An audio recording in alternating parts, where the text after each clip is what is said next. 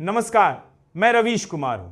चलिए बहुत कम समय में पूरे देश और दुनिया की खबरों पर नजर डालते हैं। तो आइए आज के मुख्य समाचार में देश भर की तमाम बड़ी खबरों को जानते हैं। मैं आपसे हाथ जोड़कर विनती करता हूं कि इस वीडियो को अंत तक देखें और हमें समर्थन करने के लिए हमारे चैनल को सब्सक्राइब करें। और आप हमारा वीडियो कहां से देख रहे हैं कृपया कमेंट बॉक्स में जरूर बताएं। वृंदावन के प्रेम मंदिर के सामने पार्किंग में खड़ी एक श्रद्धालु की कार से 90,000 रुपये और एक मोबाइल फोन चोरी हो गया। पीड़ित योगेश सिंह ने बताया कि जब वे दर्शन करके लौटे तो उन्होंने पाया कि कार का शीशा खुला है और पैसे गायब हैं। उन्होंने पार्किंग संचालक राजीव कुमार से शिकायत की, जिन्होंने अनभिज्ञता जताई। पीड़ित ने कोतवाली में तहरीर देकर कार्रवाई की मांग की है। पुलिस मामले की जांच कर रही है। राजनीतिक तनाव के कारण सुरक्षित निवेश की मांग बढ़ने से सोने और चांदी की कीमतों में वृद्धि हुई है।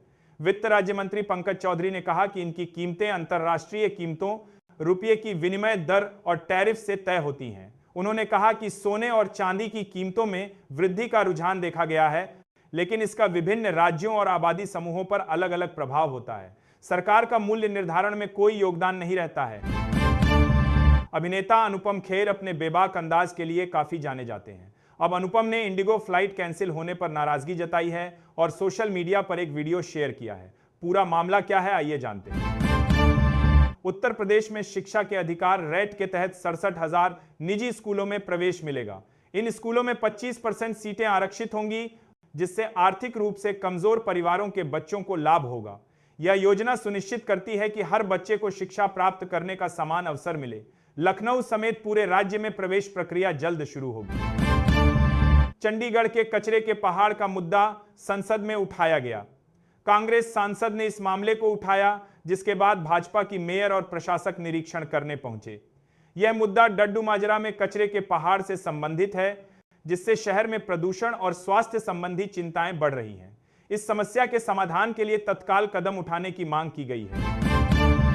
मोरक्को के साफी शहर में भारी बारिश के बाद आई बाढ़ से 37 लोगों की जान चली गई। 70 घर जलमग्न हो गए और 10 वाहन बह गए, जिसके कारण स्कूलों को 3 दिनों के लिए बंद कर दिया गया। टेटुआन और टगहीर जैसे अन्य क्षेत्रों में भी बाढ़ आई है। साफी, जो अटलांटिक तट पर स्थित है, मत्स्य पालन और खनन उद्योगों का केंद्र है। जलवायु परिवर्तन के कारण मोरक्को में मौसम के पैटर्न अप्रत्याशित हो गए। भारतीय जनता पार्टी ने संजय सरावगी को बिहार बीजेपी का प्रदेश अध्यक्ष नियुक्त किया है। दरभंगा शहरी सीट से विधायक सरावगी वैश्य समुदाय से हैं।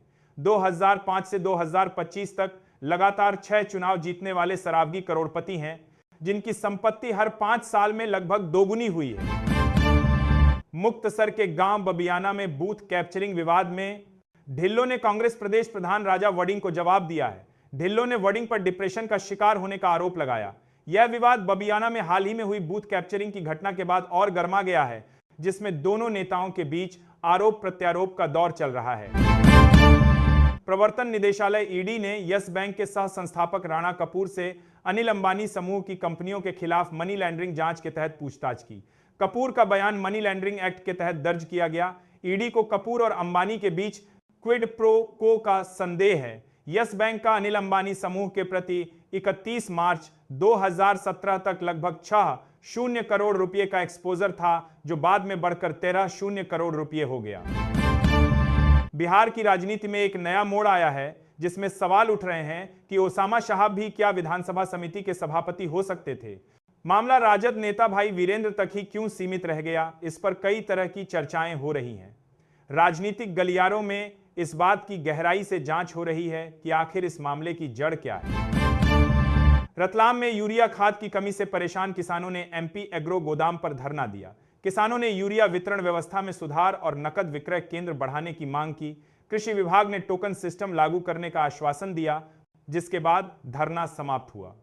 किसानों ने कालाबाजारी का आरोप लगाते हुए सोसाइटियों पर खाद उपलब्ध कराने की मांग की। भाजपा प्रदेश अध्यक्ष चुनाव की प्रक्रिया रविवार को पूरी होने के बाद योगी आदित्यनाथ मंत्रिमंडल में फेरबदल की तैयारी है। फेरबदल दिसंबर में ही होने की उम्मीद जताई जा रही है। फेरबदल के जरिए भाजपा की वर्ष 2027 के विधानसभा चुनाव के मद्देनजर जातीय के साथ ही क्षेत्रीय समीकरण को साधने की कोशिश होगी।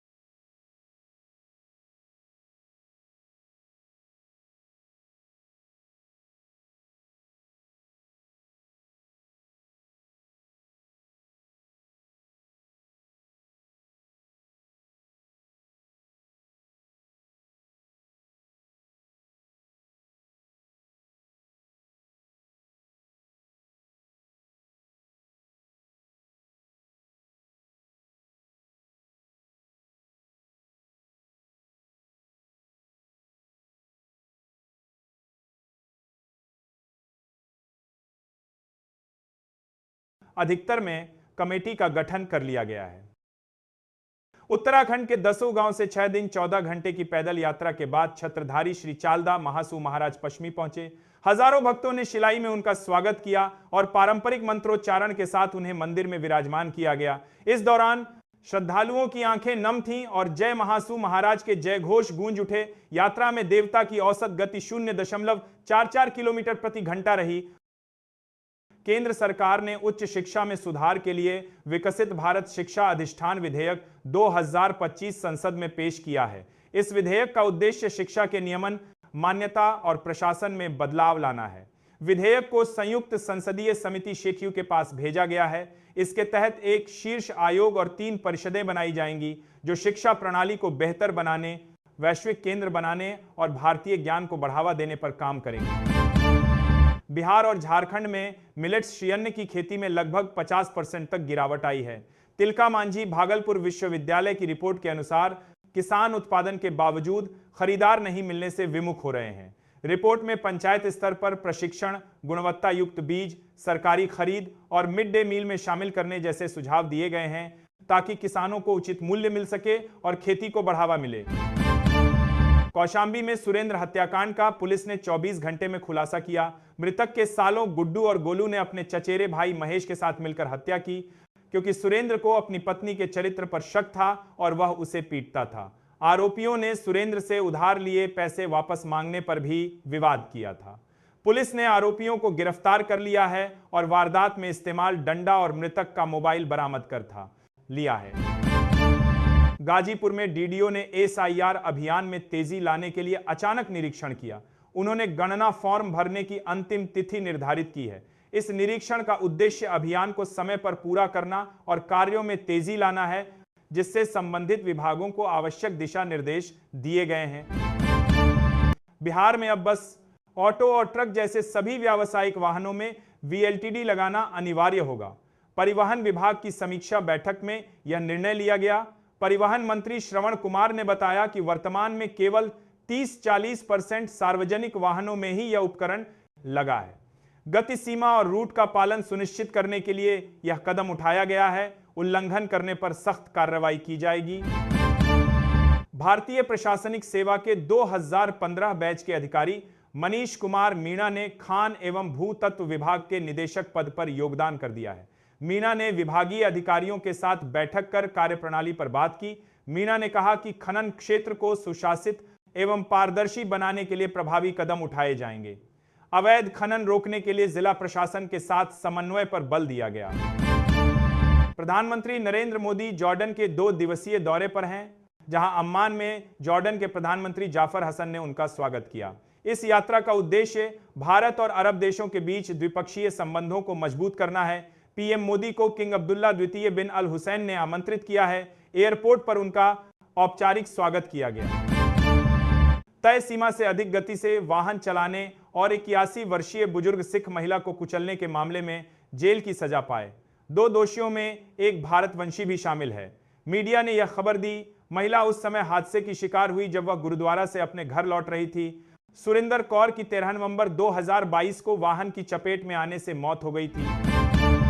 म्यांमार की पूर्व नेता आंग सान सू की को 2 साल से ज्यादा समय से किसी ने नहीं देखा है।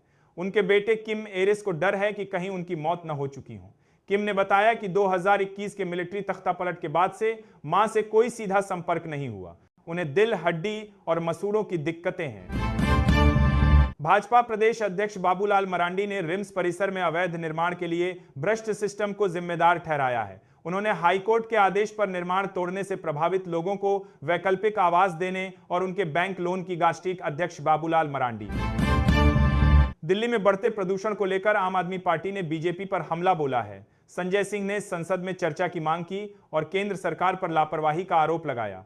आपकी दिल्ली इकाई ने उत्तर भारत में प्रदूषण से आपातकाल जैसे हालात बताए हैं।